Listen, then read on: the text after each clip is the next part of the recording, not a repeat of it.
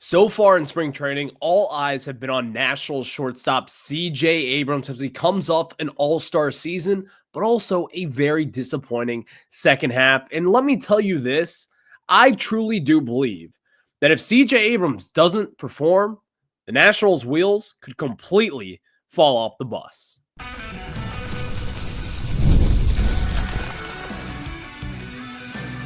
You are Locked On Nationals, your daily Washington Nationals podcast, part of the Locked On Podcast Network, your team every day.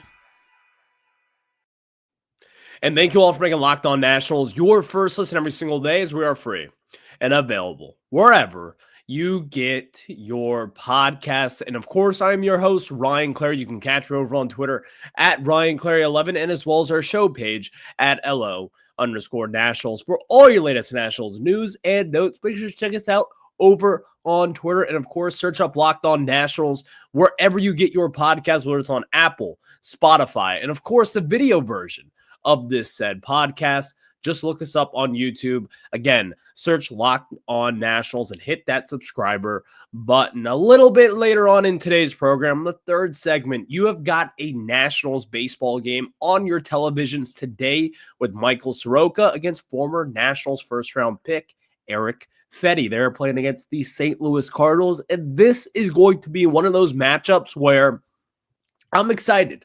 It is a spring training matchup, but still a pretty solid pitching matchup between Michael Soroka and Erick Fedde. Big time game. We'll discuss that and preview that because your eyes will be on MASN TV later on in the show. But the second segment, the young Nationals have been really impressive over these last few days, and in particular in yesterday's game and yesterday's win against the Miami Marlins. We'll discuss some of the performances as of here recently with some of your young Washington Nationals players, but let's talk about CJ Abrams. He is the guy that is probably most important for the Washington Nationals entering 2025. We've talked about Dylan Cruz, which we did on yesterday's show. If you missed that, check it out wherever you get your pods. And we've talked about James Wood. We talked about him and the importance of James Wood entering 2025. But if you really kind of get down deep into the roots, this Washington Nationals team will go as far as CJ Abrams does. And what I mean by that is if CJ Abrams is really good, then I believe the Nationals will be a solid team. Now, with what I mean by solid is, I mean they will be better than what they have shown these past few seasons. But if CJ Abrams falls off the tracks a little bit, similar to what he did in the second half this past season, then the Nationals have a chance at completely falling apart, in my opinion. Having an all-star shortstop is such a big deal to the foundation of your team. Having someone who is reliable, who can play 162 games, who is solid defensively, who can get the job done offensively as well, is so integral to a baseball team's success. We saw it back in the 2019 season. Trey Turner was phenomenal that year. And Trey Turner, while is likely a better player than CJ Abrams, at this point in their careers, I believe that CJ is probably as good as Trey Turner. Maybe not as good defensively as Trey was, but I do think at this point in their careers, CJ Abrams is better offensively. I think he's got a little bit more power, and I feel as if he's got a little bit of a higher ceiling offensively than Trey. And we're just talking ceilings there for now. But do you remember when Trey Turner first got hurt? In the first few months of the year, broke his finger, was out a few months. That's why the Nationals started 19-31. They were missing a couple pieces, but most importantly, they were missing their shortstop who broke their finger in like the second series of the season against the Philadelphia Phillies. And then all of a sudden, Trey Turner comes back. The Nationals go on a run. The shortstop position is integral to anyone's success, especially when you have a good one, which I do believe the Nationals have this year. And in the first half of last season, the Nationals, they were a good baseball team. Like, they were a fun watch. We talked a lot about it last year.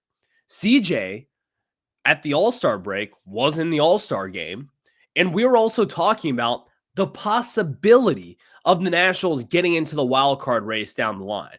Now, we never really expected them to be in that race. No one did. But it was still a legit talking point. We had a time where they were just a few games out, and they were close. And I do believe it was mostly because of CJ Abrams. At that point, Dylan Cruz was not up in the majors. James Wood was just a twinkle in our eye at that point. This team will go as far as CJ Abrams goes. Now, here's what's going to happen in order for the Nationals to take these jumps. If you look at some of the numbers and some of the analytics surrounding CJ Abrams, I don't really think it's going to surprise the bad and poor analytics that surround him at this point. One thing that we have talked a lot about with CJ Abrams is his chase percentage. He was in the 14th percentile in 2023. Last year, he was in the 11th percentile in 2024. We've talked a lot about CJ Abrams' defense and kind of, he makes the flashy plays, but seems as if he forgets to make the easy ones that come right at him, in which we saw him make a lot of mistakes in the second half of last season defensively. Well, one thing that is one of the most intriguing stats about CJ Abrams, we all know he's got the flashy speed and he can steal bases. He has the ability to steal up to 60, 70 bases a year if he wants to, is his range. You would think someone who is so just kind of long the way that he is and is fast and twitchy, you would think that this guy has a phenomenal range. That's not the case. His defensive range was in the first percentile in 2024. Now, with all these things said, I do think that CJ Abrams improves defensively here. Because last year, he had a negative 13 fielding run value in 2025. He still looked good and looked better overall from 2023. But what CJ has to do defensively to really take that next step is make the simple plays. You've seen it.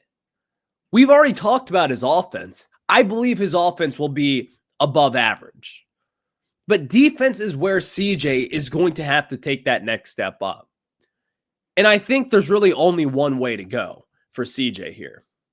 And if you look at it, again, his defense was one of the worst in all of Major League Baseball as far as shortstop goes.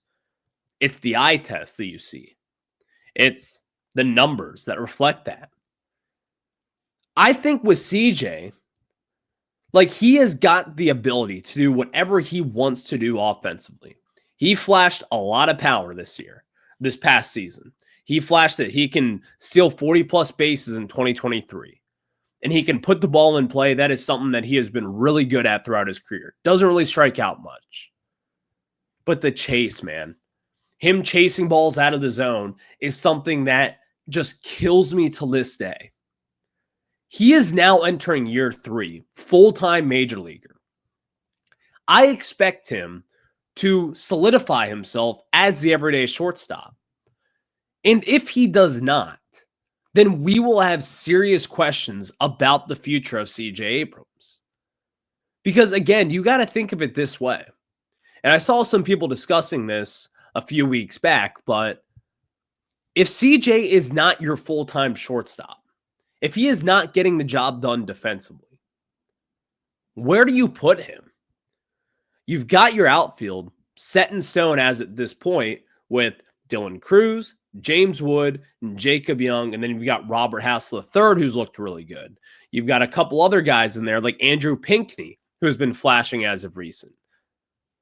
You've got guys down in the minors in your outfield. And then second base, you'd like to think it's Luis Garcia Jr. First base is Nathaniel Lowe. Third base, it's going to be Brady House down the line here. Where does CJ fit? Shortstop at this point, he kind of has to fit. And he is going to be feeling the pressure entering 2025. And Davey Martinez, the skipper here in town, he has said this all spring long. I'm going to paraphrase it, but they're going to go as far as CJ Abrams goes. And he is the engine that's going to make this car turn on and go. And if he can't do that, then this Nationals team simply might fall apart. And it's not that far-fetched, by the way. Now, I don't think he will falter this year. I do think that Abrams will have a big 2025 season. And the reason why I think that is because I believe the first half of what we saw last year with his exit velos way up, the hard hit percentage way up, his chase percentage down, his strikeout percentage down, and him just finding his pitches and having that power ability, I think that's the real CJ Abrams. I don't think it's the second half of what we saw this past year. This guy has got talent. He's got to put it together defensively, and he has to stay consistent offensively and stop chasing pitches outside the zone. That is what has killed him throughout his entire career here in DC. So thank you all for making Locked On Nationals your first listen every single day, as we are free and available wherever you get your podcast. Next, let's get into this. There have been some young Washington Nationals who have been wildly impressive so far. I'm going to give you a few of those names and some of their performances and highlight some of the young prospects who are, some of them already on the Major League roster, some of them are not. So we'll discuss that after this.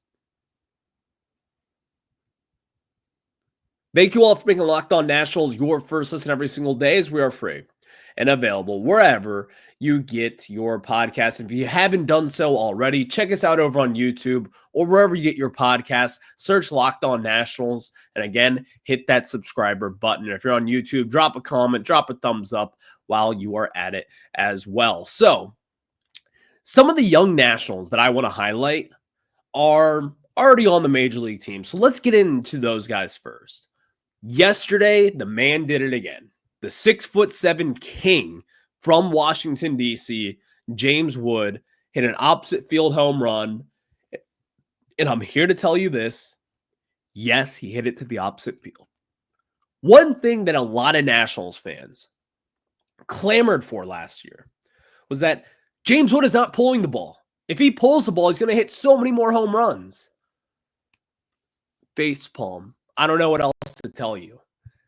Having someone who was 21 years old or 22 years old, however young he was, hitting the ball for power the other way is quite literally the best thing that you could ask for. James Wood is not just a power guy. He is an elite hitter and has shown us that for the past few seasons. He is going to hit the ball the other way. And the fact that his power is going most of the time to left center field, like we saw his first spring training home run yesterday do, it's a good thing. You want to see your power hitters go the other way. One guy, number 22, Juan Soto, he did the exact same thing. And now look at him. One of the best hitters of this generation. I don't think it's fair to put James Wood in that conversation at this point, but I'm just giving you an example of a young player who used to do that. In which, by the way, he still consistently hits 35 home runs a year. That's pretty damn good. If James Wood will do that and you say, would you sign up for 35 home runs a year from James Wood? I would say yes, absolutely, no questions asked there. So the fact of the matter is this. James Wood is off to a hot start. Having the ball, it was like 111 miles per hour off the bat. It was like a 12-degree launch angle. It was basically a line drive that went the opposite field. And that just shows you the power that this guy has every single time he hops into the plate. He is going to be a superstar in 2025. And it is not because he can't pull the ball. It's because he can go the other way. It's so simple to me. If you can have the ball go the other way as a power hitter and hit it for power the other way, you are going to be a legit major leaguer moving forward. That is what James Wood is. So enough of that. James Wood is legit. The power is real. The contact ability, it's there. James Wood, superstar. Move on. Luis Garcia Jr. also hit a home run in yesterday's game. Luis Garcia Jr. is coming off a breakout season. These are the kind of moments that I think that we're going to be talking a lot about in 2025. Luis Garcia Jr., I'm probably going to talk about him on tomorrow's show and why I think he's going to have a breakout season again for the Washington Nationals. But this guy has got the ability, man. He has got the ability to take the second base job and run with it. He is a really, really solid hitter at this point. He is really good defensively over at second base. The numbers back that up. And Luis Garcia Jr. is now starting to become a household name in Major League Baseball. I think that with Garcia at this point, he might be your best overall hitter today, at least from what we have seen. James Wood and Dylan Cruz and CJ Abrams and Brady House, I certainly expect them to get there at some point. But sitting here today, I think at this point, Luis Garcia Jr. has shown it just more. This past season, he was really consistently good. Like, he was a very good major league hitter over at second base. He was an above average major league hitter overall. Luis Garcia Jr. probably deserves more respect from myself. I don't necessarily talk about him too much. He's not the sexy, flashy name to talk about on this pod. But he deserves respect, and he has been really good. And seeing that home run yesterday just furthers kind of what the Nationals are getting into. So let's get into some prospects here. And some of the prospects that the Nationals have been up in Major League Camp, and these guys are going to be playing some big roles down in the minors for the Nationals in 2025. And if you really look at it today, the Nats' depth as far as mid-tier prospects go is pretty damn legit.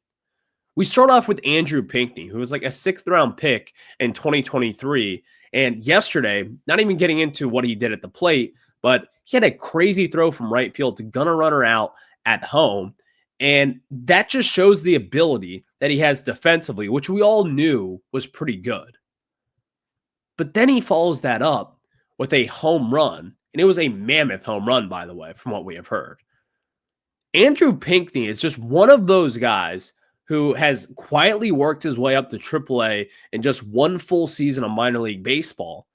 And he is knocking on the doors of being a major league player at some point. And it would not surprise me at all to see him relatively soon, early on in this 2025 season for the Nationals. Now, also with that said, you look at Robert Hassel III. He has been probably the MVP of spring training so far as Nationals goes, and he has lived up to all the expectations up to this point. I think so far with Robert Hassel, again, he has been the guy to watch for. Like, you are tuning in to see Robert Hassel at this point in time. But now, with all that said, though, yesterday was not even just about Robert Hassel III. You also get one of your trade pieces from last year's deadline. The main piece of that deal was Caden Wallace, I believe a 2022 second-round pick from the Kansas City Royals. And he is really flashy defensively over at third base. But he had a 435-foot home run yesterday. I don't care what anyone says. You don't just luck your way into a 435-foot home run. You don't. He has that kind of power potential. And if he can stay healthy, which the Nationals traded for him, and he was immediately hurt this past year, if he can stay healthy, then this is going to be a huge bump for the Nationals' depth. And as we talk about depth, Robert Hassel III, again, we cannot talk enough about him at this point. Batting 360 right now with a 600 slug. He's got a home run. He's got a couple doubles, and he's got 2 stolen bases as well. And I saw this Spencer Nussbaum actually just wrote a piece about him and how both of his wrists are healthy entering 2025. This could be the Robert Hassel and the real Robert Hassel that we just simply have not been able to see over these years as he's been battling some injuries. But now seeing that these Nationals kind of mid-upper tier prospects are really starting to pan out, this is just an encouraging sight to see. And not even just the prospects, even the guys, the younger players on the Major League roster. it's going to show you the player development side and the overhaul that has happened these past few seasons on specifically that player development side. You got to love to see it. This Nationals team and the young players on it so far, they have been impressive in spring training. And I think it encourages a lot of Nationals fans to, number one, show up, and number one, just be happy with where we are. So it's good to have some good things to talk about on the show today. And now let's preview some Nationals baseball that you will be able to watch on the Mid-Atlantic Sports Network. Not for long after 2025, but we'll talk about and preview that game as you've got a former Nationals first-round pick going up against them. We'll discuss that after we tell you about our friends over at Wonderful Pistachios. And are you looking for a snack that's both delicious and nutritious? Crack into a good source of protein with Wonderful Pistachios. And Wonderful Pistachios is one of the highest protein nuts. Each 1 ounce serving has 6 grams of protein, giving you over 10% of your daily value. Plus, they're packed with fiber and better for you unsaturated fats to help keep you feeling fuller for longer. Personally, I love the no shells variety. It's a perfect grab and go snack for busy days, whether I'm snacking at my desk or even just right after the gym and I need a quick protein boost. They're always my go-to. And also, I will just say this, I maybe have had like 2 or 3 at a time. I love these protein boosts that I can get from Wonderful Pistachios. And of course, you can do the in-shell options, which I know are my dad's favorite. So you can get snacking and get cracking with the snack that packs a protein punch. Just visit wonderfulpistachios.com to learn more. Thank you all for making Locked On Nationals your first listen every single day, as we are free and available wherever you get your podcast. Today, you've got a very intriguing pitching matchup with Michael Soroka and Erick Fedde. You have got Erick Fedde on the bump in spring training, who has made so far just 2 appearances for the St. Louis Cardinals and has looked okay. 3 innings pitched, 3 strikeouts, whatever. But then you have Michael Soroka, who is one of the most polarizing free agents for the Nationals from this past offseason. When we first signed him and gave him a 1-year, $9 million deal, I was kind of like, why? And then I heard that he is going to be a starter. And then I double down and say, why? Well, number one, Michael Soroka, his fastball velocity is up from last year and really from even when he first came into the bigs in 2019. So that's an encouraging sign. And number two, he is healthy. And what we saw from him in his first spring training, 3 innings pitched, 3 strikeouts, had like 1 base runner, I believe he walked 1 guy in that start as well. I don't have it up in front of me, but overall looked really good. That is the dream scenario as far as Michael Soroka goes.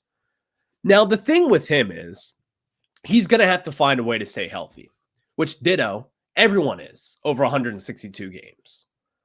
But I do believe that, not going to lie to you, this offseason, I was taking a you-know-what on this deal. I hated it from day one. It was just kind of like, this makes no sense. Why would you have this guy in this rotation? Because now you're just crowding and, in my opinion, blocking a lot of guys like potentially Mitchell Parker. But then I saw his first spring training start. And then I remembered, well, he was an all-star before he injured himself and had multiple Achilles injuries and just really did not pitch in Major League Baseball for a few seasons there. And then ultimately fell off, went to the White Sox, and was not good as a starter last year, transferred into the bullpen, looked really good. The stuff is there for Soroka. It is about staying healthy for him. And if he can't stay healthy, the stuff speaks for itself. He is a really intriguing pitcher to watch. And when I am going to be watching this game today, I'm going to be interested to see, number one, where his velocity is, how it starts off, and then where it ends up in the second inning or third inning, however long he goes, however many pitches he goes today. But regardless of it, this is going to be one of those games where I'm intrigued to see what happens here with the Nats. And of course, you've already got the lineups out for the Washington Nationals, and you've got a pretty solid lineup today. Dylan Cruz, Jose Tannen, Nathaniel Lowe, Paul DeYoung, Keibert Ruiz, Ahmed Rosario, Jacob Young, Trey Lipscomb, and Nassim Nunez. And then on the other side, you've got Mason Witt in the lineup. You've got Wilson Contreras, Nolan Arenado, and then also a name to watch, J.J. Weatherholt, who will be DHing for the Cardinals today. He has had a solid spring training so far. First-round pick from this past draft. Top 10 pick, in fact. That's going to be an intriguing matchup if Soroka can face him at some point today. But we'll see what happens. The Nationals having one of their few spring training games over on Masson, so you can catch that later on today as a 1:05 p.m. first pitch. I will catch you guys on the flip side. Have a good one. Go Nats.